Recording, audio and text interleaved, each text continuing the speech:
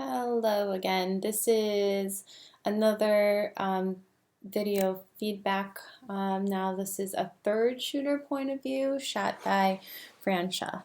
I know she was only there for partial of the day, so I'll show you what she was there for and then critique. So started the groom prep again, and it looks good. It looks like you might have used your 50mm lens, which is good. I mean, it's good to capture the whole thing. But once you're stuck on a fixed lens, it's hard to kind of get variation on the images as a third shooter. So my choice of lens for this, after shooting several shots on the 50, would probably change over to the 70 to 200 to kind of give you a little more options in terms of capturing as a third shooter. But overall, these images are solid. Don't be afraid to get super tight on these images. Don't forget you're a third shooter, so you have to capture what the other two are not capturing, and these images are very similar to Christian's, although they are very, very solid. I'm critiquing you based on your role as a third shooter, so please, keep that in mind. Again, options for third shooting would be very tight close-ups, possibly of his hand right here, or even his bow tie, which there's no good lighting on any of these actually, so even like a tight shot, oops, like this, possibly, that's a good option to have, or yeah, something good to capture as a third.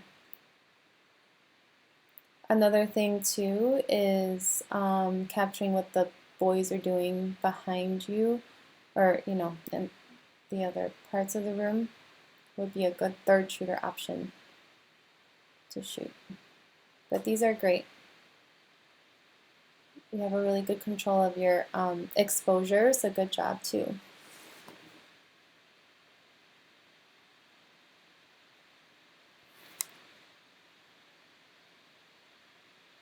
Good. Very nice framing on these getting ready shots. Not too much headroom, properly framed between the two. Very nice job. And bridal prep.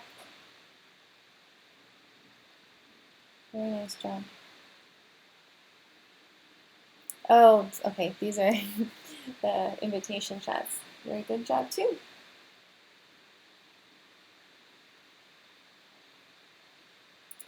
Another thing to think about and to capture next time is to, it's good that you incorporated their envelopes, but also I also try to capture just the actual main invitation as one shot. I don't think she had her flowers at the prep. Yeah. So even propped up against, her veil or just something clean of just the actual invitation. The reason why we do that is for album purposes too. I mean, there's nothing wrong with me cropping this and getting in there to get the shot, but as a good alternative after you shoot this whole thing, a secondary follow-up shot would be just the invitation, for example. Good details. Love how you focus tight on her gown to showcase the lace.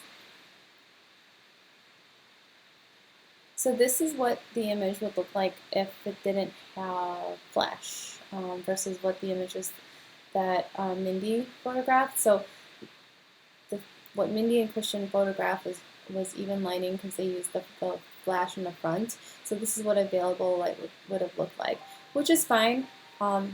sorry, which is fine for, you know, as a third shooter. But again, as a third shooter, you have the option of getting really close to the subjects without them knowing, and even a super, super tight shot. These are images that a second shooter would shoot.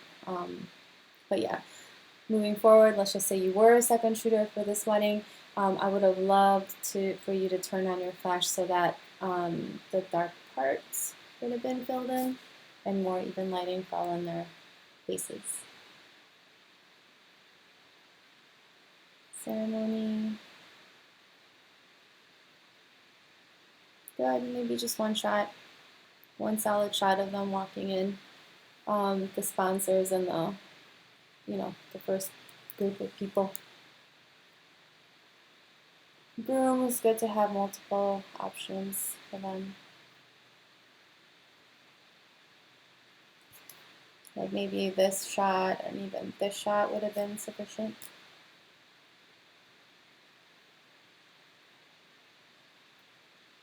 Good job getting the little ones.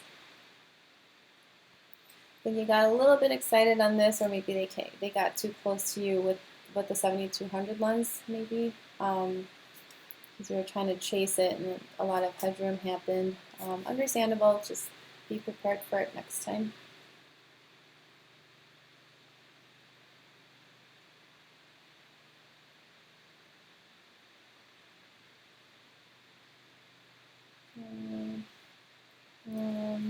That went really fast. I think there was, for the groom coverage for the actual vows, I would have loved to see a little bit more on that, and maybe some tighter shots of just the groom and the bride. So that's something to think about for next time.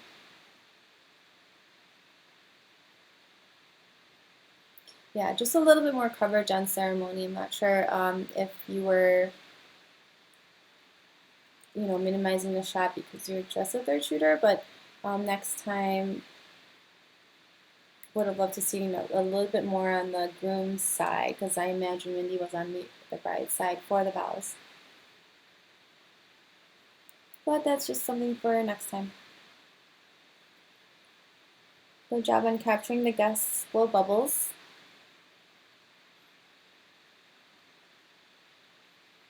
Good job on capturing that Patrick Haley Mansion year thing.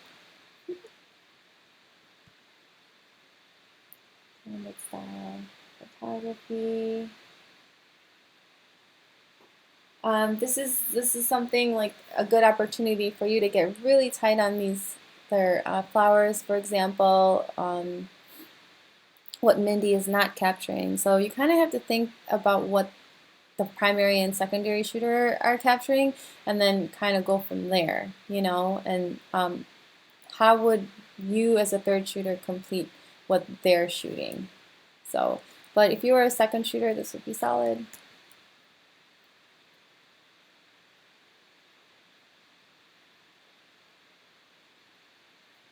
Good. Nice capture of the guests. Again, just one shot is good, is sufficient. Be careful when you photograph the bride. That's a little bit heavy set. It looks like they're elevated, or maybe they were even like 2 or 3 steps higher than you. You have to be careful not to photograph a heavy set bride from below, because you're going to make her look bigger.